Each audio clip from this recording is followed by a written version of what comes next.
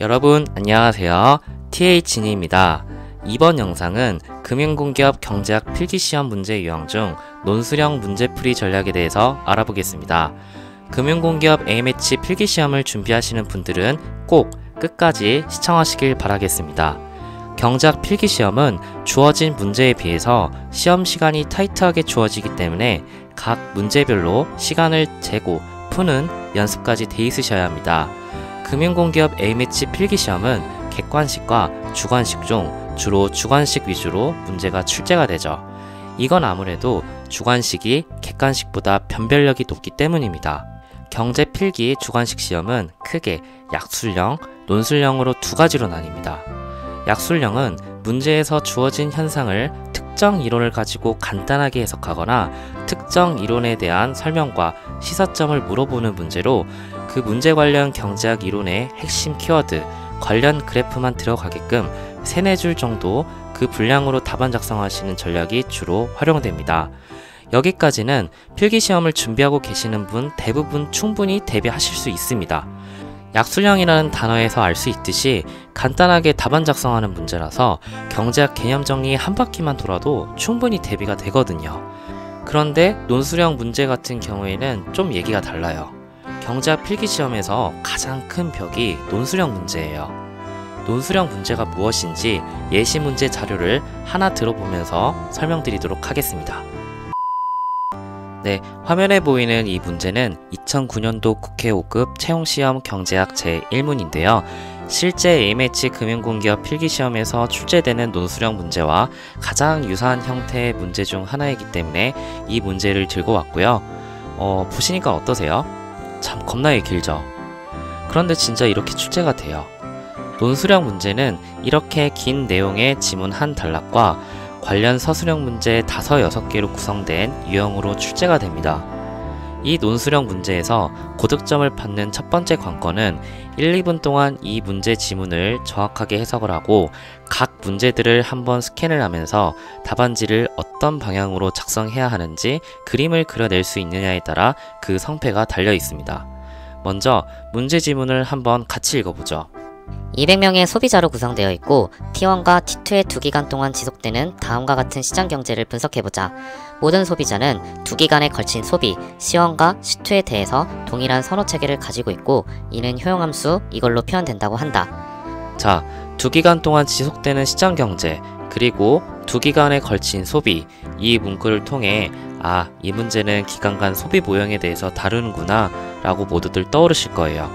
여기서 모든 소비가 동일한 선호체계를 갖고 있다는 말은 모든 소비자가 동일한 효용함수를 가지고 있다는 뜻과 같습니다. 바로 옆에 효용함수 나오죠. 이렇게 등호 표시 한번 해주시죠.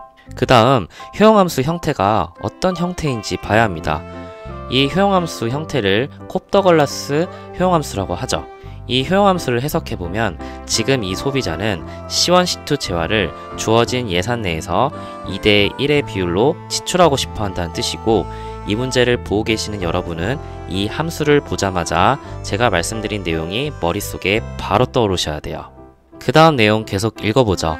1기의 소득 M1과 2기의 소득 M2의 흐름에 따라 소비자들은 두 가지 유형으로 분류가 되는데 유형 A의 소비자들은 이런 형태의 소득을 얻는 반면에 유형 B의 소비자들은 이런 형태의 소득을 얻는다. 두 유형의 소비자들의 숫자는 각기 100명으로 같다. 또한 이들은 금융시장에 참가하여 주어진 이자율 하에서 자유롭게 자금을 빌리거나 빌려줄 수 있다. 분석을 단순하기 위하여 인플레이션은 없다고 가정하자.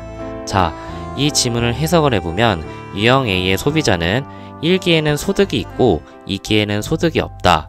그리고 유형 B의 소비자들은 1기에는 소득이 없는 대신에 2기에는 소득이 있다 라는 뜻이겠죠. 금융시장에 참가하여 주어진 이자율 하에서 자유롭게 자금을 빌리거나 빌려줄 수 있다. 대부자금 시장이 있다는 소리죠. 여기서 또 해석을 해야 할 부분이 있습니다. 바로 금융시장에서 A하고 B 중에 누가 채권자가 될 건지 아니면 채무자가 될 건지 이 부분을 추정을 해봐야 돼요. 2기간 소비 이론에서 1기에 받을 소득보다 1기에 소비하는 부분을 덜 하는 사람이 채권자가 될 거고 반대로 1기에서 받을 소득보다 소비를 더 하고 싶어 하는 사람이 채무자가 되는 거는 다들 아시죠? 그런데 이 콥더글라스 함수에서 효용을 극대화하려면 C1과 C2 둘 다 소비를 해야 해요. 둘 중 하나가 0이 되면 안 돼요. 1기에는 유형 A의 소비자는 1기에 소득이 있다고 했고 B는 아예 없으니까 채무자는 B가 될 것 같고 A는 채권자가 되겠구나 라고 짐작을 할 수 있겠죠. 여기까지 지문 내용을 해석해 봤습니다. 여러분, 만약 시험장에서 이 문제를 마주하신다면 이 정도까지 해석을 하는데 얼마나 걸리실 것 같나요? 제 경험상 논술형 문제의 지문 해석은 평균 1분 이내로 이루어져야 해요. 여기서 해석이 막히면 아래 주어진 문제를 다 완벽하게 풀 수가 없어요. 무슨 상황인지도 모르고 무슨 이론의 내용인지도 모른 채로 그냥 주저리 쓰는 거랑 마찬가지가 될 거니까요. 자, 그러면 문제를 한번 풀어볼까요? 여기서 잠깐, 문제를 그냥 1번부터 바로 풀려고 하셨나요? 그러시면 안 되십니다. 논술형 필기시험의 하수와 고수의 차이는 시간에 쫓겨서 1번부터 바로 풀려고 하는 사람이 되는지 아니면 또 한번 1, 2분 정도 시간을 갖고 1번부터 6번까지 쓱 한번 읽어보고 답안 작성의 방향을 그려내는 사람이 될지에 따라 나뉘게 됩니다. 1번과 6번까지의 문제들은 서로 독립적인 문제가 아니고 서로 꼬리에 꼬리를 물고 있는 연결된 문제라서 서로 간의 연결고리를 먼저 파악해야 주어진 시간에 가장 효율적인 답안 작성을 어떻게 할지 그림이 그려집니다. 그럼 저랑 문제별 해석을 한번 해보도록 하죠. 1번 문제는 주어진 효용함수와 예산 제약을 가지고 A, B 유형의 소비자의 효용을 극대화하는 각 기간별 소비 수요 함수를 구하라는 뜻이죠. 그 다음 2번 문제는 1번 문제에 나온 답을 가지고 두 유형의 소비자가 누가 채권자가 되고 누가 채무자가 될지 먼저 판단하고 채권자의 자금 공급 함수, 채무자의 자금 수요 함수를 만들어 보라는 뜻이에요. 그러니 1번부터 답을 정확하게 내서 누가 채권자고 채무자가 될지 판단하는 게 중요하겠죠. 3번에서는 1, 2번의 답을 종합해서 두 소비자가 자금시장에서 만났을 때 자금시장 균형을 구하고 그 균형 하에서 두 소비자의 소비값이 어느 정도 될지 작성하라는 뜻입니다. 4번부터는 이제 정부가 개입한다는 뜻이죠. 이자가 너무 비싸서 금리 상한제를 도입한대요. 경제학에서 기본적으로 가격 상한제면 초과 수요 발생하죠. 이 부분 바로 떠오르셔야 4번 바로 풀리십니다. 그 다음 5번에서는 가격 상한제를 통한 정부 개입을 통해 소비 행위가 어떻게 바뀔지 슬러츠키 방정식으로 대체효과, 소득효과로 나눠서 풀라는 뜻이죠. 그 다음 6번에서 이제 우리가 보기에서 봤던 이 효용함수가 문제와 같이 변하면 어떻게 바뀔지 풀라는 뜻인데요. 이 소비자가 C1, C2를 주어진 예산 내에서 2대1 비율로 지출하다가 1대1 비율로 지출하고 싶어하면 어떻게 될지 풀라는 뜻이겠죠. 이 문제에서 중요한 점은 6번이 5번과 전혀 동떨어진 문제가 아니고 연관되어 있는 문제라는 점은 반드시 인식하고 답안 작성을 해야 한다는 점이 있습니다. 여기까지 이 정도 해석을 하는데 얼마나 걸리실 것 같나요? 비록 영상으로는 제가 천천히 풀어서 말씀드리다 보니 다소 긴 시간이 소요되었지만 실제 시험장에서는 1, 2분 내로 제가 여태까지 말씀드린 문제의 해석이 여러분의 의식의 흐름에 박혀 있어야 합니다.